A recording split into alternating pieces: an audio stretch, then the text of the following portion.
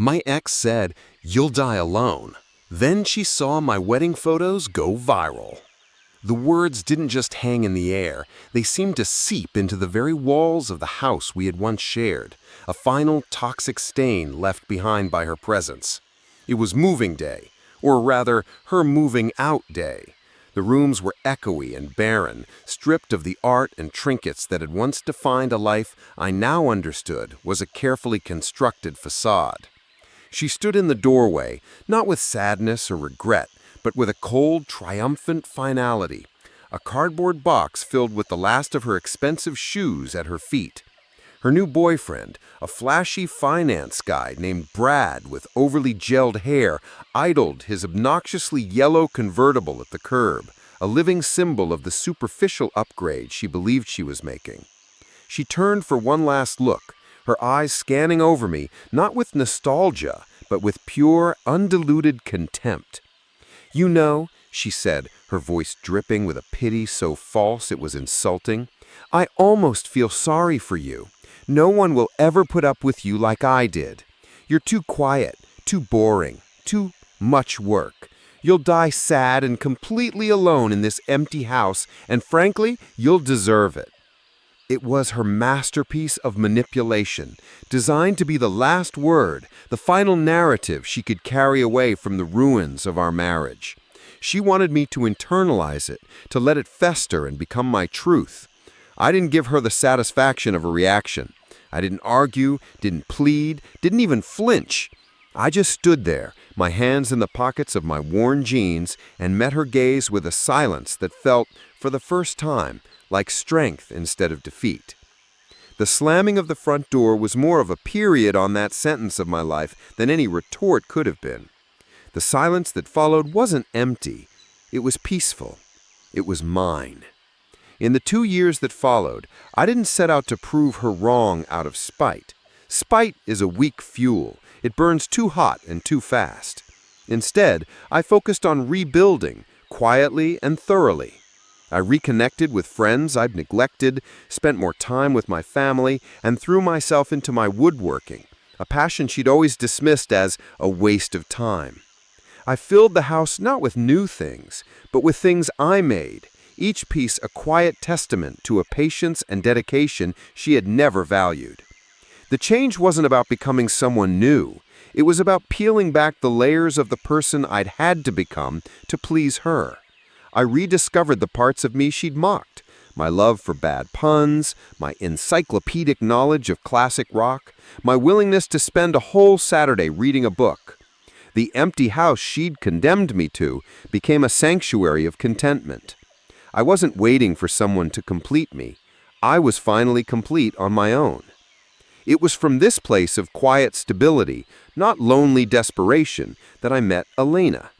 It wasn't in a loud bar or on a stressful dating app. It was at a Saturday morning volunteer event, building a community garden in the park. We were both assigned to haul bags of soil, a messy, unglamorous job. There was no pretense, no performance. We just started talking, and it was easy. She laughed at my stupid puns. She asked thoughtful questions about my woodworking. She saw the man my ex had tried so hard to erase, and to my amazement, she genuinely liked him. Our relationship was the antithesis of my marriage. It was built not on grand gestures and social media displays, but on quiet compatibility, mutual respect, and a shared sense of humor. Elena was warm, grounded, and incredibly kind. She saw the value in the things I valued. When I told her one evening, months into our relationship, about my ex's parting prophecy that I would die alone, she didn't get angry or dramatic. She just took my hand, her expression a mixture of sadness and steel. "She was a fool," Elena said simply, and in those 3 words, she dismantled years of psychological baggage. Our engagement was a quiet affair. A question asked during a hike at sunset, answered with a tearful yes and a long, happy kiss. We decided on a small, intimate wedding. We didn't want a spectacle. We wanted it to be about us, about the promises we were making, surrounded only by the people who truly mattered to us. We held it in my backyard, the one my ex had said was too wild to ever be nice. With Elena's vision and my labor, we transformed it into a magical twinkling oasis. We strung fairy lights in the trees I'd planted, and the guests sat on benches I'd built. We didn't hire a professional photographer. It felt too staged, too much like our old life. Instead, we asked a close friend, Mia, who had a good eye, to just take candid shots throughout the day. We wanted to remember the real moments, not the posed ones. The day was perfect. It was filled with genuine laughter, heartfelt toasts, and a palpable sense of joy that everyone commented on. There was one moment during our first dance under the canopy of lights where I looked down at Elena. She was smiling up at me, her eyes shining with tears of happiness.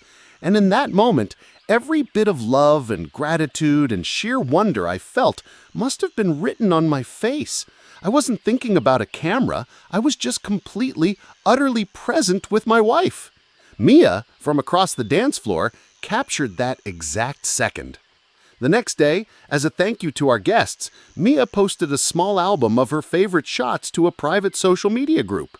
She included that photo of us dancing, captioning it simply, "The look of true love. So happy for you both." A guest, a friend of Elena's who worked in marketing, saw the photo and was so struck by its raw emotion that she asked if she could submit it to a popular wedding blog she followed, known for its Real Weddings feature. We talked about it and, feeling happy and maybe a little brave, said yes. The blog editor loved it. She posted it the next morning with the caption, "Found, the look of real love. This candid moment from a small, intimate wedding has stolen our hearts. This is what it's all about, people." For reasons no one could predict, the photo struck a universal chord. In a world saturated with overly curated, perfect wedding content, the raw, unguarded adoration on my face felt refreshingly real. It was shared thousands of times. It popped up on Pinterest boards, Instagram feeds, and even a few news outlet sites doing feel-good roundups. The comments were a flood of positivity. "This is couple goals for real. You can just feel the love. Now that's a groom who knows how lucky he is." My phone began to buzz incessantly.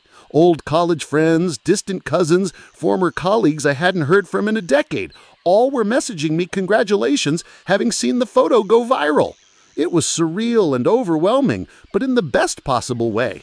Elena and I laughed about it, curled up on our couch, watching this private moment become a public symbol of love.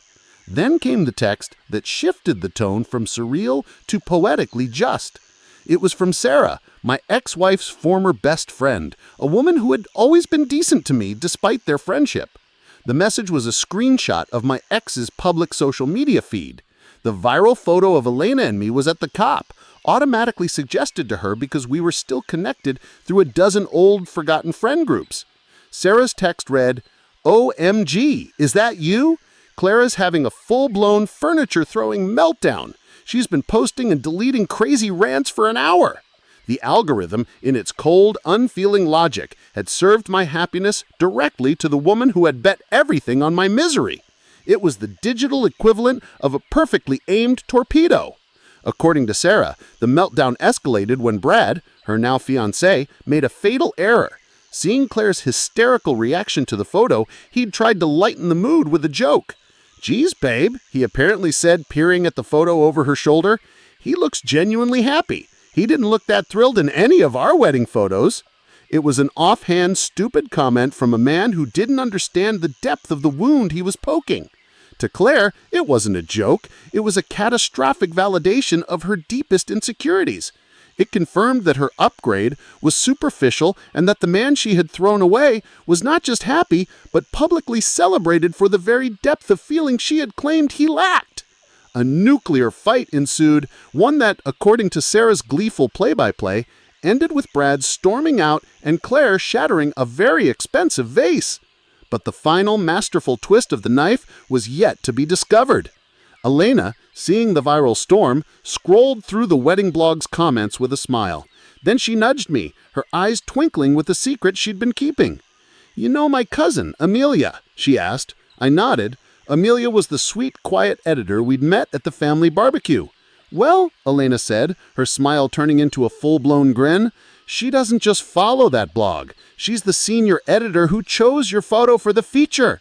My jaw dropped. Elena continued, and she may have also, knowing exactly who Claire was and the name of her boutique, made sure to tag the business's official account in the comments of the post. She wanted to make absolutely sure Claire wouldn't miss it. It wasn't an algorithm accident. It was a targeted, benevolent strike. The woman who had told me I would die alone was now being force-fed a curated feed of my viral wedding joy orchestrated by my new wife's family, her own business account inadvertently amplifying the humiliation.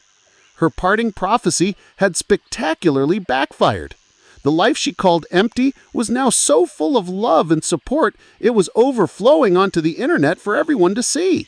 Her own life, built on a foundation of status and superficiality, was suddenly looking very fragile and very, very lonely.